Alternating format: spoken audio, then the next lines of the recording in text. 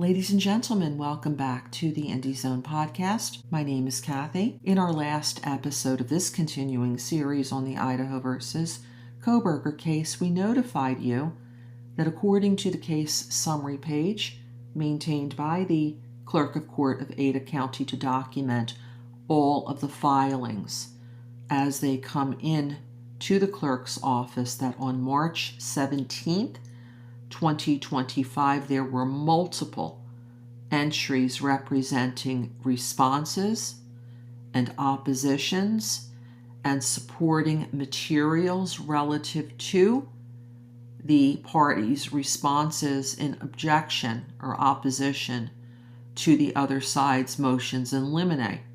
March 17th, as you'll recall, per Judge Stephen J. Hippler's January 31st, 2025 court order, was the deadline for the state and the defense to file their responses, to file their objections to the other side's motions in limine.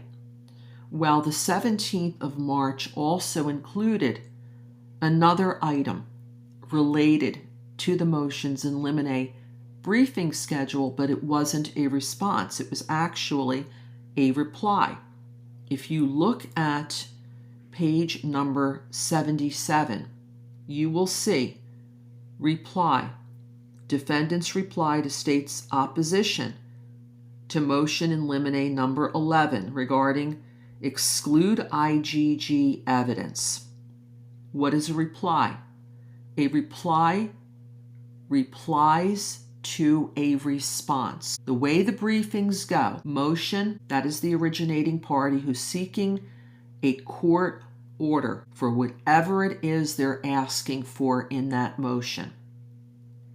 The other side has the opportunity to file a response in opposition, attempting to persuade the court, here Judge Hippler, to deny that motion, whatever it is. And then the final filing in the sequence is the reply. And what the reply is supposed to do is to give the originating party, whoever filed the motion, an opportunity to respond to the opposition paper, not to re-argue their entire motion again, but to simply look at what is said in the response and opposition to the motion and then giving them the last word to try to persuade the court that what's stated in the response is inaccurate, it has incorrect fact pattern, it's based on the incorrect citations to law, or all of the above,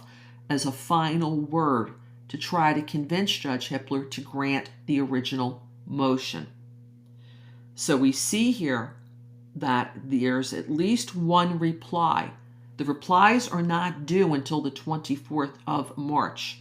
So all of these documents that you see on pages 77, 78 of the case summary page that are called responses, there's going to be an opportunity on or before the 24th of March for the originating party to file a reply.